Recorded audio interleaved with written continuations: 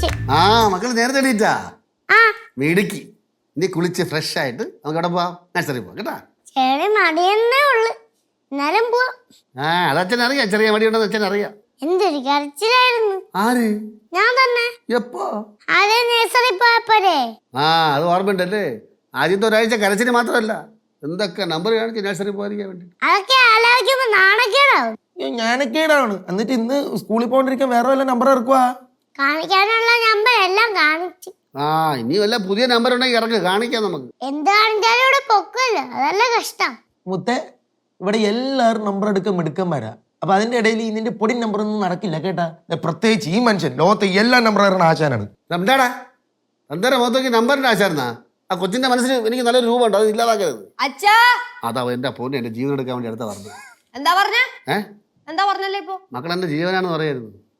അത് തന്നെയാണോ പറഞ്ഞേ? അത് തന്നെ പറഞ്ഞു. അത് തന്നെ പറഞ്ഞ. എന്നാലേ അച്ഛാ, ഞങ്ങളൊരു പ്ലാൻ ഇട്ടിട്ടുണ്ട്. തന്നെ ആ പ്ലാനിന് ഞാൻ ഇല്ല, ആ പ്ലാനിന്റെ പുറത്ത് നിൽക്കേ ഉള്ളൂ. പ്ലാൻ അങ്ങനെ വിജയിച്ചു കഴിഞ്ഞാൽ എന്റെ പേരില്ലല്ലേ. പ്ലാൻ പൊട്ടി പാളിസാമെങ്കിൽ ഞാൻ കാരണമാണ് പൊട്ടി പാളിച്ചെന്ന് പറയും ചെയ്യും. അച്ഛനാ ഞങ്ങൾ പറയുന്നത് കേള്. എന്ത് പറയാനേ അച്ഛൻ? ആ പടവലക്കാരി ഉണ്ടല്ലേ, എന്നെ കൊടുക്കാൻ വേണ്ടി എന്തോ പ്ലാനായിട്ട് വരെയാണ്. ആ പിന്നെ നിങ്ങളെ കുടിക്കട്ടെ, ഞാൻ കോടികൾ ഉണ്ടാക്കിക്കൊണ്ടിരിക്കുകയാണല്ലോ. എന്താ രാവിലെ തന്നെ എല്ലാരും കൂടി എന്തോന്ന് പ്ലാൻ? ആരോഗ്യപരമായ ഒരു ജീവിത ശൈലി കൊണ്ടുവരാൻ പോകും. അതെ, നല്ല ആഹാരം, നല്ല വ്യായാമം. ആ അതെന്തായാലും നന്നായി. അച്ഛനൊന്നാതെ വയ്യാതെ അങ്ങ് അറ്റം പറ്റി കിടക്കണത്. ഇത്ര പറയട്ടെ അച്ഛൻ അച്ഛൻ പറ്റിയെന്ന് പിടിക്കടാ, കൈ പിടിച്ചോക്കടാ. എടാ നീയല്ല എല്ലാവരും ഒത്തുപിടിച്ചാൽ ഈ കൈ പിടിക്കില്ല കേട്ടാ. ഒരു അഴി അടിച്ചതല്ലേ ഞാൻ മുറി ഒരു അടക്കളായിട്ട് പോകുന്നു. ആ ചുമ്മാ അങ്ങോട്ട് പൊങ്ങച്ചൻ പറയാണ്. നേരെ ചുവന്ന് കുനിയാനോ നിവരാനോ നിങ്ങളെ കൊണ്ട് പറ്റുമോ?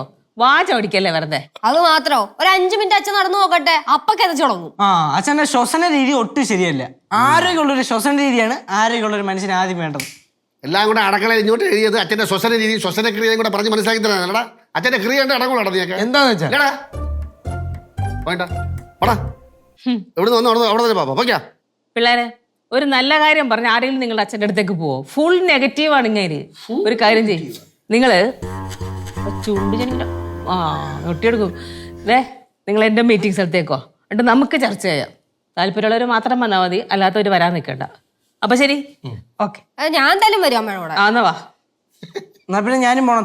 അവരുടെ പടി നീ ഇവിടെ പോടാ, പോടാ നിന്റെ അമ്മേടെ മീറ്റിംഗ് സ്ഥലത്ത്. ഞാൻ പോവാൻ തന്നെ പോവാൻ പോകും. അടക്കളവാസി പോടാ. അച്ഛൻ ഇത് സംഭവം പ്ലാനിങ് ഒക്കെ അടിപൊളിയാണ്. എല്ലാരും പക്ഷെ ഒറ്റക്കെട്ടായി നിൽക്കണം. ഒരാൾ ഉഴപ്പിയ തീർന്നു. ഞാൻ ഉഴപ്പൂല. Very good. നിന്നെ ആരെ കൂട്ടത്തിൽ കൂട്ടണ്ട, നിന്നെ കൂട്ടത്തിലൊന്നും കൂട്ടണല്ലോ.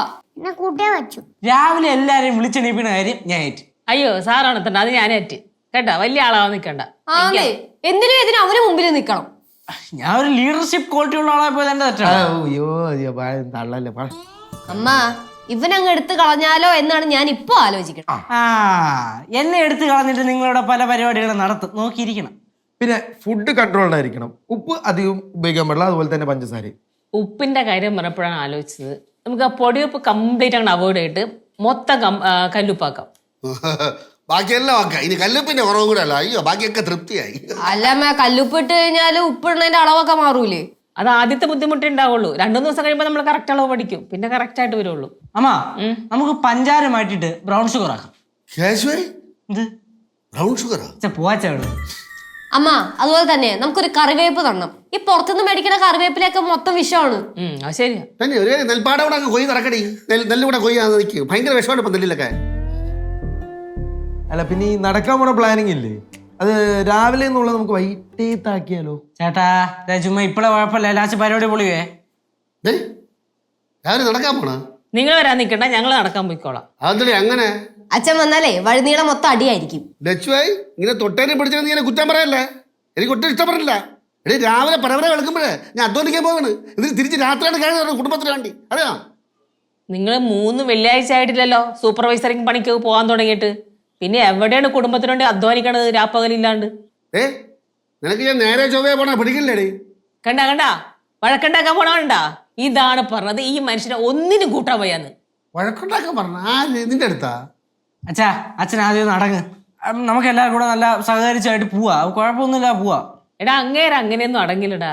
കാര്യം എന്താണെന്നറിയാമോ, ഇത് അങ്ങേരെ ഉടന്ന പദ്ധതി അല്ലല്ലോ. അങ്ങനെ ആയ സ്ഥിതിക്ക് ഈഗോ വർക്കൗട്ട് ചെയ്യും. അപ്പൊ എന്ത് ചെയ്യും? നമ്മളെ കൂടെ കയറി പറ്റിയിട്ട് ഇവിടെ എങ്ങനെയൊക്കെ ഇടങ്കോലിട്ട് വഴക്കുണ്ടാക്കി ഇത് കുളമാക്കി നശിപ്പിക്കാൻ പറ്റുമോ അതൊക്കെ ചെയ്യാനുള്ള പദ്ധതി. അമ്മ പറഞ്ഞു വഴക്കിലോട്ട് പോകണ്ട. നിർത്ത്. അപ്പൊ നമ്മൾ പറഞ്ഞ പോലെ നല്ല ഫുഡ്, നല്ല exercise, I mean diet food. Okay, നടന്നേ തന്നെ. എടാ അതിനൊക്കെ നല്ലൊരു മനസ്സ് വേണടാ. ആരെ കൂട്ടുപിടിച്ചിട്ട് കാര്യമില്ല. അച്ഛാ ഉപദേശം വേണ്ട, നമ്മൾ നമ്മുടെ യുക്തിക്ക് അനുസരിച്ച് അങ്ങ് ചെയ്തോളാം. മക്കളെ ലച്ചു, അച്ഛൻ പണ്ട് 16 വയസ്സിൽ രാവിലെ 4:30 മണിക്ക് വെച്ച് ഓടാൻ പോകും. അത് കഴിഞ്ഞ് ഒരു 5-5:30 ആകുമ്പോൾ കളരിക്കൂ. എന്നിട്ട് കുളിച്ച് വൃത്തിയായതിനു ശേഷമാണ് ഞാൻ പഠിക്കാൻ പോകണം. അറിയാനൊക്കെ 16 വയസ്സോട് നിങ്ങൾ എവിടെ ഓടാൻ പോയെന്ന്? +2, അതായത് പ്രീ ഡിഗ്രി കഴിഞ്ഞപ്പോൾ തൊട്ട് ഇങ്ങേര് പാഴൂർ നിന്നാണ് പഠിക്കണേ, നമ്മൾ അപ്പുറത്തെ വീട്ടിൽ നിന്നിട്ട്. അവിടെ നിന്നിട്ട് ഞാൻ ഇന്നുവരെ കണ്ടിട്ടില്ല അവിടെ കിടന്ന് ഓടണത്. പിന്നെ എൻ്റെ പുറകെ കുറേ ഓടണ ഞാൻ കണ്ടിട്ടുണ്ട്. പിന്നെ ഇടയ്ക്കിടയ്ക്ക് നെയ്യാറ്റിൻകരയ്ക്ക് വല്ലപ്പോഴും ഓടും. ഇതാണ് ഞാൻ കണ്ടേക്കണത് നിങ്ങളെ ഓട്ടം. അയ്യേ അച്ഛൻ ചമ്മിയെ പരീക്ഷകളെ ഒന്നും തന്നെ പണി കളിയാക്കണടാ.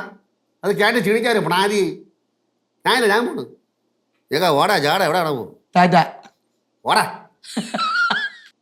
ശരിയടി കളിയാടി ശരിയടി.